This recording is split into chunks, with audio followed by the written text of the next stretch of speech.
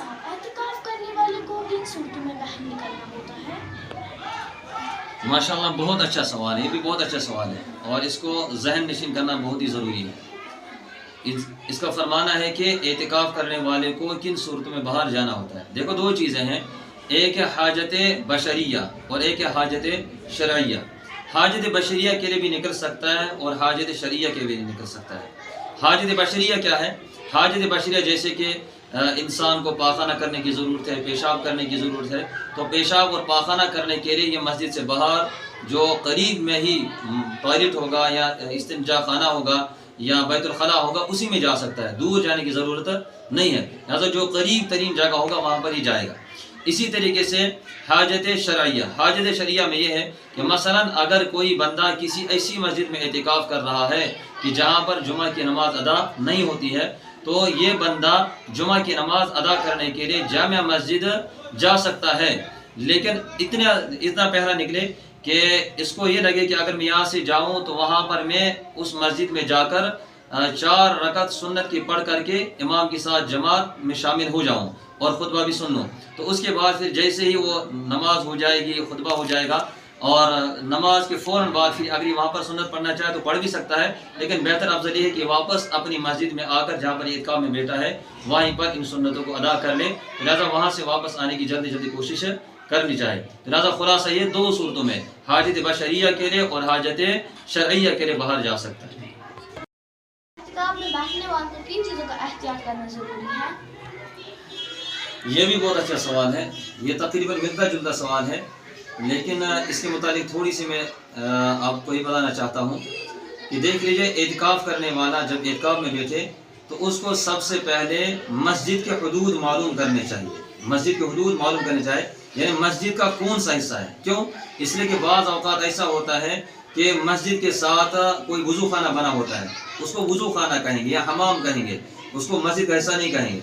लिहाजा अगर वो उसमें चला गया मस्जिद समझकर तो उसका एहतिकाफ टूट सकता है। या ऐसी आपने देखा होगा, बाज़ मस्जिद ऐसी है कि उनको साथ में नमाज पढ़ी क्या उसको अजान देने के लिए कोई जगह मुकर्रर की होती है मस्जिद से बाहर, या इसी तरीके से मस्जिद के साथ में कोई कमरा बना होता है इमाम के लिए, या इसी तरह मस्जिद के साथ कोई कमरा बना होता है जिसमें मस्जिद की ज़ायदा ज़रूरत चीज़ें रखनी होती है।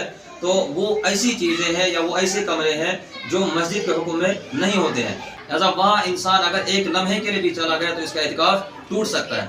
लिहाजा एहतिकाफ में बैठने वाले को सबसे पहले मस्जिद के हुदूद मालूम करने चाहिए कि मस्जिद की हुदूद क्या क्या है और कहाँ से कहाँ तक मस्जिद है, तो उस अहाते के अंदर मस्जिद एहतिकाफ करने वाला रह सकता है। और हत्तल इम्कान इसको कोशिश करनी है, बल्कि ज़रूरी और लाजमी है कि एहतिकाफ करने वाला इसी मस्जिद के हुदूद के अंदर रहे बग़ैर ज़रूरत के। जैसे कि मैंने आपको पहले कहा, ज़रूरत शरिया के बग़ैर और ज़रूरत बशरिया के बग़ैर यह इस मस्जिद से बाहर नहीं निकल सकता है। लिहाजा सबसे बड़ी एहतियात ये है कि मेरा एक लम्हा भी बग़ैर ज़रूरत के मस्जिद से बाहर न गुजरे। लिहाजा इसकी एहतियात करना बहुत बड़ी ज़रूरी है। मुफ्ती साहब, औरतों के एहतिकाफ पर कुछ रोशनी फरमाएं। ये भी बहुत अच्छा सवाल है। इनको लगा कि शायद मर्दों के मुतालिक बात हो रही है कि औरतों की बात नहीं हुई, तो जाहिर सी बात है जो फजीलत एहतिकाफ में बैठने के लिए मर्द को है वही फजीलत औरत को भी है। लिहाजा जिस तरीके से मर्द को एहतिकाफ में बैठने की कोशिश करनी चाहिए, इसी तरीके से औरत को भी एहतिकाफ में बैठने की कोशिश करनी चाहिए। अलबत्ता फ़र्क यह है कि मर्द एहतिकाफ मस्जिद में करता है और औरत एहतिकाफ मस्जिद में नहीं बल्कि घर में करती है। और यहाँ पर यह भी समझना है कि बाज़ जगह ऐसा पाया जाता है कि औरत अगर घर में एहतिकाफ करती है लेकिन फिर वो पूरे घर का रावण लगा देती है। जैसे मैंने आपको पहले कहा कि एहतियात करना ज़रूरी है, तो यहाँ पर भी औरत को एहतियात करना ज़रूरी है।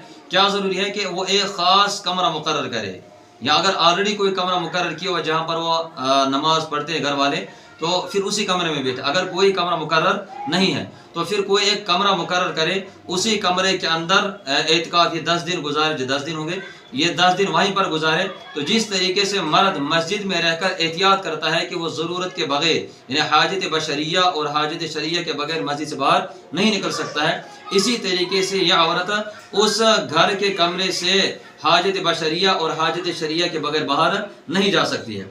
और इसी तरीके से औरत जब एहतिकाफ में बैठेगी تو جو ایک خاص قسم کی اس کو ایک قسم کا ماہواری ہوتی ہے تو اس کو پہلے سوچنا چاہیے، چونکہ عورت اس سے پاک ہو جانی چاہیے، لہٰذا اس کو پہلے یہ ذہن میں ہونا چاہیے کہ آیا میں ان دنوں میں پاک رہ سکتی ہوں یا نہیں رہ سکتی ہوں۔ اگر یہ چیز اس کو ذہن میں ہے تو پھر اس کو لگتا ہے کہ ہاں میں یہ 10 دن پاکی کی حالت میں گزار سکتی ہوں، تو تبھی جا کر وہ اعتکاف میں بیٹھے۔ اور اسی طریقے سے عورت اگر شادی شدہ ہے تو اس کو خامد کی اجازت لینا ضروری ہے۔ مرد تو اجازت کے بغیر بیٹھ سکتا ہے، لیکن شادی شدہ عورت خامد کی اجازت کے بغیر نہیں بیٹھ سکتی ہے، اور ایسی حالت میں خامد کو بھی چاہیے کہ وہ عورت